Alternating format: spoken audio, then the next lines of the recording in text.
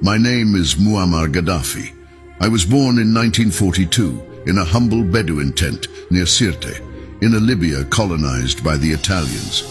My childhood was marked by the simplicity of the desert, with stars as the only light at night and the warm wind as the only melody. I grew up with a burning thirst for justice, fueled by the stories of the elders about resistance against occupation. Freedom is a natural right of every man. This is what I deeply believed, and this belief led me to join the military academy in Benghazi. I was young, idealistic, and thirsty for change. In 1969, with a few fellow officers, we overthrew King Idris III. I was then 27 and became the leader of Libya. My reign was marked by an unceasing quest for independence and sovereignty for Libya. I nationalized the oil industry, ensuring the prosperity of my people. I also launched major projects, like the Great Man-Made River, to bring fresh water to all regions of Libya. One who has no ambition has nothing. I always believed that ambition was the key to progress, and I wanted Libya to be a beacon for Africa and the Arab world. But my reign was not without controversy. I was criticized, ostracized, and even attacked, but I always believed in my vision for Libya. I wrote the Green Book, where I outlined my philosophy on direct democracy and socialism. Democracy is not in the ballot boxes, but in the participation of the people. I always believed that power should belong to the people. But the winds of history sometimes blow with violence. In 2011, uprisings broke out in Libya. Foreign forces intervened, and I was hunted down. On October 20th, 2011, near Sirte, my life came to a brutal end. It is with a heavy heart that I look back and realize that some of those who betrayed me did not understand the gravity of their actions.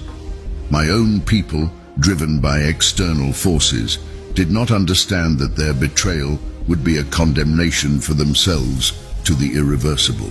The West manipulated minds, sowing discord and division among my own. Betrayal can never be a viable option. It may seem lucrative in the short term, but it incurs a moral debt that can never be repaid. The price of betrayal is heavy, and it can haunt those guilty of it for the rest of their lives. I sound the alarm to my African brothers and sisters. Do not fall into the trap of betrayal for some fleeting gains. The West only thinks of itself, its own interests. If you betray your own people, if you turn your back on your African brothers and sisters for the sake of the West, you will condemn yourself to remain prisoners of your actions.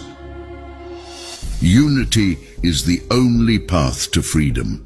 When we turn against each other, we strengthen the chains of our own oppression. History shows us that division only leads to weakness and vulnerability. True freedom can only be achieved when we stand together as a people, as united Africans. The temporary sacrifices we make for the common good will ultimately free us from the shackles of foreign oppression. Let's not let the divisions sown by others blind us. Today I look from beyond, hoping that my words will serve as a constant reminder. The West may offer tempting promises, but they are often tinged with deception. True strength lies in our unity, in our solidarity as the African people. Do not betray your brothers and sisters. Do not betray Africa. In life, there are times when one must choose between living one's own life fully, entirely, completely, or dragging the dishonorable, hollow, and false existence that the world, in its hypocrisy, imposes on us. I chose to live by my convictions, and I hope my story will inspire others to do the same. Life is fleeting, but ideas are eternal. I hope my legacy will continue to inspire future generations to fight for justice, freedom, and dignity.